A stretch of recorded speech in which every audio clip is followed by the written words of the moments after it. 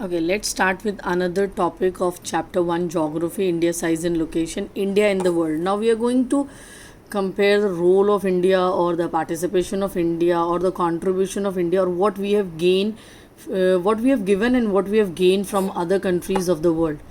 The Indian land masses has a central location between the East and West Asia. So if you look at the world map, you will find that India is centrally located in the continent of Asia. India is a southward extension of the ancient continent. So if you look at, we are in the southern part. Yeah, the trans-Indian ocean routes which connect the countries of Europe in the west and the countries of East Asia provide a strategic central location. India plays a central location.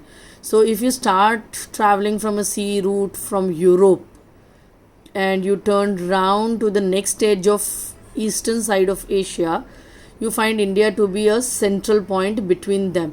And the plus point of India is that it is having a very big coastal line which is attached to Indian Ocean, which is a major area of transportation or traveling. Note that the Deccan Peninsula protrudes into the Indian Ocean, thus helping India to establish close contact with West Asia, Africa, Europe from the western coast, and to the southeast, East Asia from the eastern part. So whether like we have south and west both side, west and east both side coastal line, so we can have trade relation on both the sides, as our these two areas are having the coastal line. The half of the Indian masses are having the coastline as their boundaries. No other country has a long coastline on the Indian Ocean as India has, and indeed it is India's eminent position, means very dominant position, very strong position in the Indian Ocean, which justifies the naming of Indian Ocean after it. This is the one of the reason why Indian Ocean got its name on India. Since the opening of the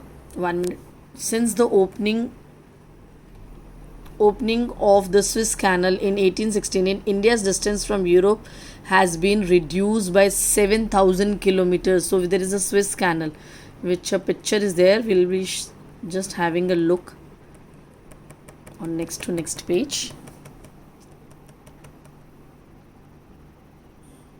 Here somewhere, if you look at this in your book, can you look at somewhere? It is a Suez Canal over here. Earlier from here they have to take a big round to come here to India for traveling, or if they have to go away this side. Now they are using this channel. So it is a reduction of 7,000 kilometers to travel for the traders. Yeah. Now, India's contact with the world have continued through the ages, but her relationships through the land routes are much older than her maritime contacts. So before the water route, India's contacts with the land through different continents of earth is, we can find it, this traces in our older civilization also people were traveling. Yeah, the various passes across the mountains in the north have provided passages to the ancient travelers, while the ocean restricted such interaction for a longer time. So the sea route and the ocean route have developed much later than before the earlier land route and the hilly mountain passes have been started. These routes have contributed in the exchange of ideas and commodities since ancient times. The ideas of Upanishads, the Ramayana, the stories of Panchatantra in the Indian numerals and the decimal system thus could reach many parts of the world. The spices, muslin and other merchandise were taken from India to different countries. These are the things we have exported. Now we are many things we have taken it from the other countries. Or on the other hand, the influence of the Greek culture